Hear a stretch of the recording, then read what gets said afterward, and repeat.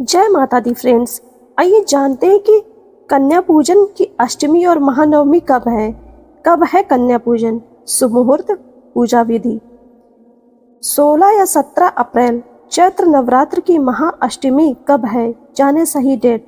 नवरात्रि के अष्टमी नवमी तिथि में कन्या पूजन का बड़ा महत्व है।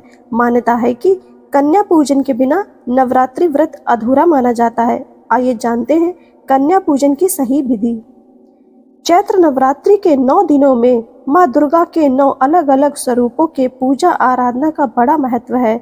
नवरात्रि के पहले दिन कलश स्थापित किया जाता है, इसलिए साथ ही नवरात्रि की अष्टमी और नवमी तिथि दोनों दिन कन्या पूजन और हवन इत्यादि के कार्य बेहद शुभ माने जाते हैं।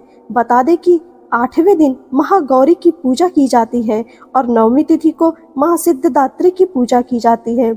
साथ ही नवरात्रि का समापन भी होता है। आइए जानते हैं नवरात्रि की अष्टमी नवमी तिथि, शुभ मुहूर्त, कन्या पूजन, पूजा विधि। चैत्र नवरात्रि की अष्टमी तिथि।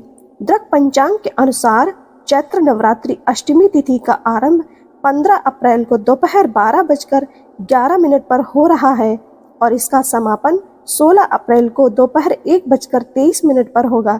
इसलिए उदया तिथि के अनुसार 16 अप्रैल को महाअष्टमी मनाई जाएगी और इस दिन कन्या पूजन का कार्य शुभ रहेगा। चैत्र नवरात्रि की नवमी तिथि। दृक पंचांग के अनुसार चैत्र नवरात्रि की महानवमी 16 अप्रैल को दोपहर 1:23 पर आरंभ होगी और 17 अप्रैल को दोपहर 3:24 पर समाप्त होगी। इसलिए उदया तिथि के अनुसार 17 अप्रैल को महानवमी मनाई जाएगी। यह नवरात्रि का आखिरी दिन होता है। इस दिन को राम नवमी भी कहते हैं। अष्टमी नवमी तिथि में कन्या पूजन का शुभ मुहूर्त। अष्टमी तिथि को सुबह 11:55 से दोपहर 12:47 तक अभिजीत मुहूर्त में कन्या पूजन कर सकते हैं। वहीं महानवमी के दिन कन्या पूजा का शुभ मुहूर्त सुबह 6:27 से लेकर सुबह 7:51 तक रहेगा। कन्या पूजन के लिए विधि। कन्या पूजन के एक दिन पहले सभी कन्याओं को आमंत्रित करें।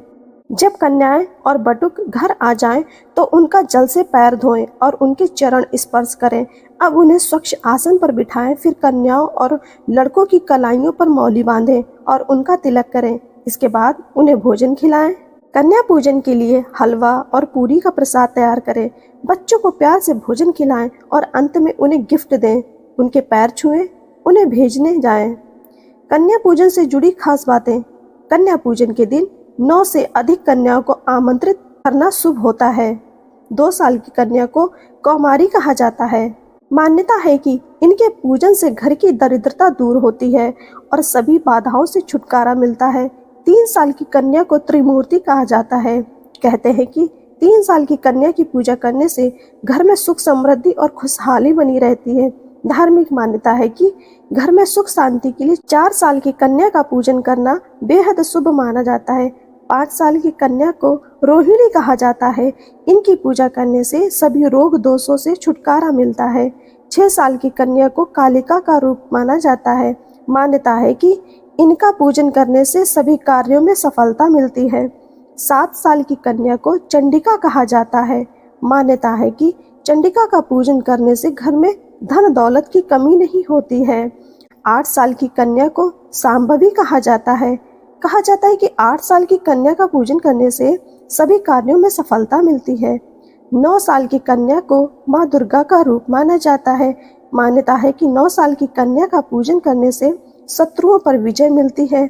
10 साल की कन्या सुभद्रा होती है। मान्यता है कि 10 साल की कन्या का पूजन करने से सभी मनोकामनाएं पूर्ण होती हैं। श्रोताओं, आप सभी ने श्रवण की कन्या पूजन की संपूर्ण जानकारी, सुमुहूर्त, पूजा विधि, नियम। आप सब पर माता रानी की कृपा बनी रहे। आप सबका जीवन मंगलमय हो। जय माता दी।